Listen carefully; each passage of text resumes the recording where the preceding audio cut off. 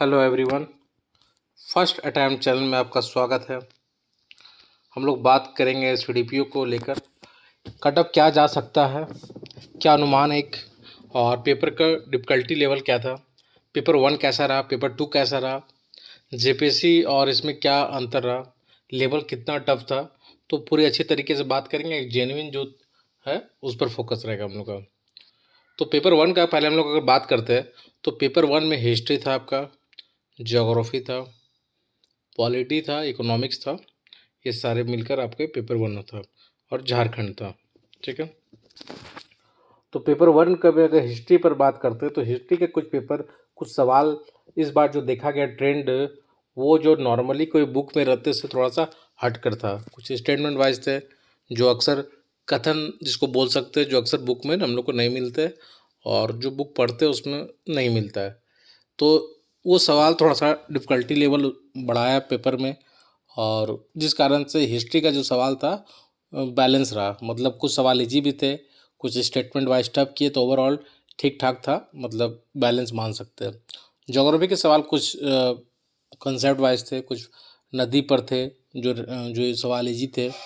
तो इसी प्रकार से इकोनॉमिक्स के भी सवाल थे जो कुछ पुराने डाटा से थे, कुछ स्कीम था जो नॉर्मली था, कुछ कंसेप्ट था। तो ओवरऑल ठीक था पेपर वन। अगर झारखंड की बात करते हैं, झारखंड जो काफ़ी इंपॉर्टेंट रहा। झारखंड में एक चीज़ बहुत बड़ी बात है कि झारखंड का जो हिस्ट्री पोर्शन था वहाँ से सवाल काफ़ी ज़्यादा पूछे गए। बाकी ज्योग्राफी इकोनॉमिक्स पर फोकस नहीं रहा, बहुत कम सवाल थे। और हिस्ट्री में भी खास करके थोड़ा सा पैटर्न से हटकर सवाल ज़्यादा पूछा गया था। तो कहने का मतलब है कि जो ये पेपर था, और उसी प्रकार से हम लोग देखते हैं कि झारखंड में खास करके जनजाति पर बहुत ज़्यादा वेटेज रहा। जनजाति से काफ़ी ज़्यादा सवाल आए। तो ओवरऑल जो मेरा मानना है पेपर वन बैलेंस ही रहा। कुछ सवाल टफ थे तो कुछ ईजी थे, और पैटर्न भी यही रहता है पेपर का। तो इसमें एक अच्छा खासा स्कोर किया जा सकता था। और तो कहने का मतलब पेपर वन का अगर हम एनालिसिस करें तो पेपर वन मान सकते हैं कि ओवरऑल कुछ ये ठीक था, और इसमें अच्छे स्कोर लोग भी किए हैं। और इसमें जो जैसे झारखंड में थोड़ा सा कहीं परेशानी हुआ क्योंकि बाकी सेगमेंट से सवाल नहीं पूछा गया। और दूसरी बात है कि बहुत सारे लोग मेंस दे रहे होंगे, तो जेपीएससी मेंस तो बहुत लोग ये नहीं दे पाए होंगे। तो जैसे 70,000 लोगों ने फॉर्म भरा था। अभी हम कटअप पर भी आएंगे, कटअप मेरे अनुमान से क्या होगा उस पर ही बात करेंगे। 70,000 लोगों ने फॉर्म भरा तो लगभग 35-40,000 लोगों ने एग्ज़ाम दिया।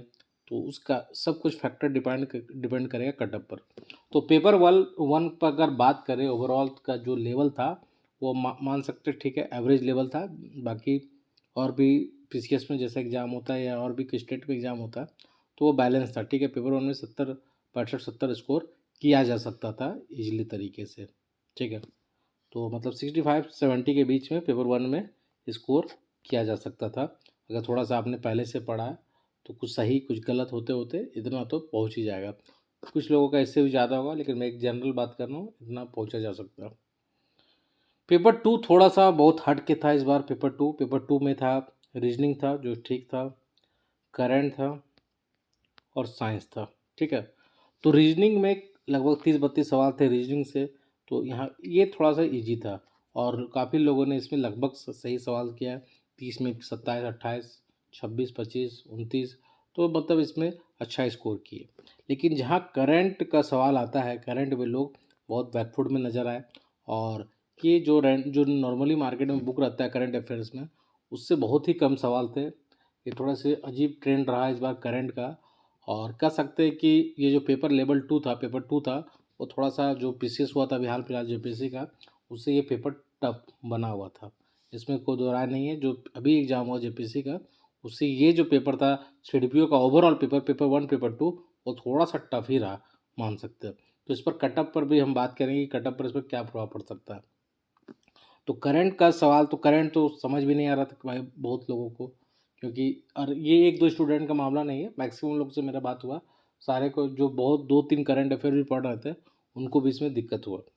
साइंस में अगर बात करते हैं, जिनका साइंस बैकग्राउंड है उनको तो हेल्प हुआ होगा, जिनका नहीं है उनको थोड़ा सा इस पर दिक्कत हुआ, क्योंकि साइंस के कुछ सवाल तो ठीक है, नॉर्मल थे, इजी थे।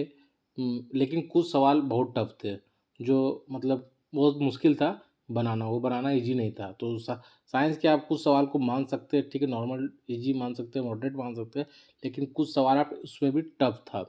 तो ओवरऑल जो पेपर 2 था वो बैलेंस करने का काम किया पेपर 1 का। पेपर 1 में थोड़ा सा जो अप्रोच ढीला रहा, मतलब कहने का मतलब थोड़ा सा मार्क्स बढ़ाया जा सकता था, तो पेपर 2 में वो बैलेंस करने का काम किया। लेकिन रीजनिंग आपके थोड़ा सा आसान रहे, और रीजनिंग में लोगों ने काफ़ी अच्छा स्कोर भी किया। तो ये हुई पूरा जो समझ में आया पेपर से रिलेटेड, तो पेपर 1 पेपर 2 कैसा था उस पर बात की है। अब कट ऑफ क्या जा सकता है, ये सबसे बड़ा मुद्दा है और इसी का आप लोग इंतजार कर रहे होंगे। कट ऑफ मैंने आपका जेपीएससी में ही बताया था 122 से लेकर 126-27 ऐसे ही मैंने बताया था, इसी के बीच, और कट ऑफ था 123। अगर यही पेपर रहता जेपीएससी में तो इसका कट ऑफ रहता मेरे अनुसार से 115 से लेकर 120, 20, 16, 17, 18 यही रहता। ठीक है, 116, 17 अगर ये पेपर रहता तो, क्योंकि वहाँ पे प्रीलिम्स में आपका रिजल्ट आया 7,000।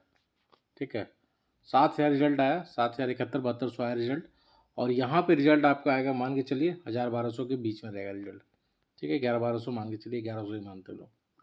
ठीक है, और लगभग मान के चलिए 40,000 लोग एग्ज़ाम दिए होंगे, तो 40 में एक लोग का मान के चलते कि सिलेक्शन होगा, तो 1,000-1,200 मान के चलते कि रिजल्ट आएगा। तो यही पेपर अगर जेपीएससी में होता तो इसका कट ऑफ मैंने बताया 115 से 120 रहता है। लेकिन जहाँ सीट काफ़ी कम है तो वहाँ तो कुछ तो कट ऑफ बढ़ने को देखने को जरूर मिलेगा। तो मेरा जो अनुमान है कट ऑफ का, जो मुझे लगता है इसका कट ऑफ रहना चाहिए 125 से लेकर 129 के बीच में। ठीक है, ये मेरा अनुमान है 125 से लेकर 129 के बीच, और ये सिर्फ अनुमान है।